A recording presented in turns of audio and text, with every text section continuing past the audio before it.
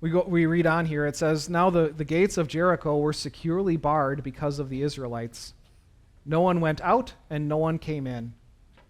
Then the Lord said to Joshua, 'See, I have delivered Jericho into your hands, along with its king and its fighting men.'" Jericho was still standing there, with the king and the fighting men still alive and well, and yet the commander of the Lord's army says, "I have delivered this to you." He speaks about it in past tense. This is what's called a prophetic perfect. It's a done deal. We are so sure that this is going to happen that we can talk about it as if it already has. He says, "I have delivered Jericho into your hands." Right? Consider it done. So maybe at this point, Joshua is wondering, okay, so then what's the plan? How do you go about tearing down a wall like that? Or entering a city that is fortified in that way? I don't know what your ideas would be. Battering ram, some ladders, explosives, maybe a Trojan horse. But this was not going to be accomplished by a show of strength or by strategic genius.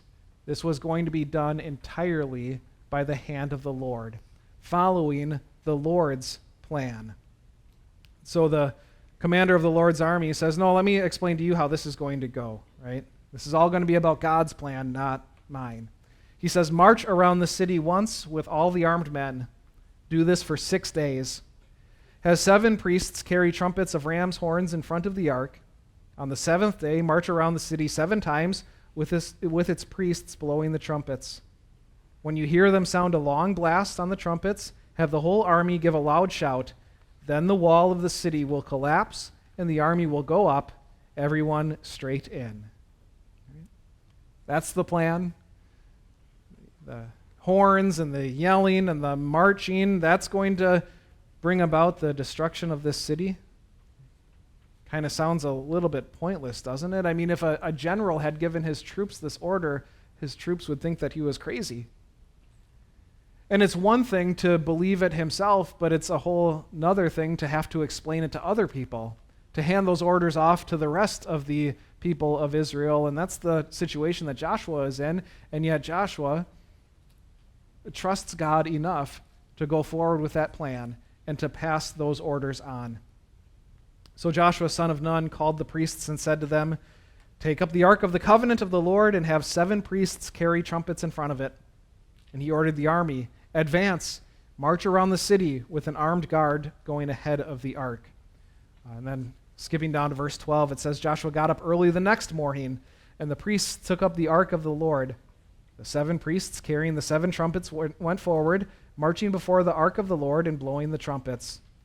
The armed men went ahead of them, and the rear guard followed the ark of the Lord while the trumpets kept sounding. So on the 2nd day, they marched around the city once and returned to the camp.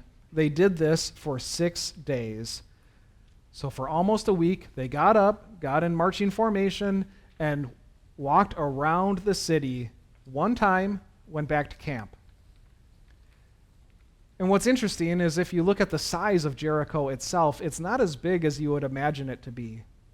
Archaeologists guess that it was probably 6 to 8 acres, meaning that a walk around would be less than half a mile. Well, how long does that take? 20 minutes to get everybody around the city? And so if you're the army and you're all hyped up about taking the city and attacking the enemies, and each day for camp, all you're doing is you're going for a 20-minute stroll and heading back to camp, if you're one of those soldiers, at some point you're going to start second-guessing the plan. Because all you're doing is now sitting around until the next day, and guess what you're doing tomorrow? Walking around the city again. And the next day leaves an awful lot of time to second-guess the plan. And yet, it's not about our plans, is it? It's about God's plan.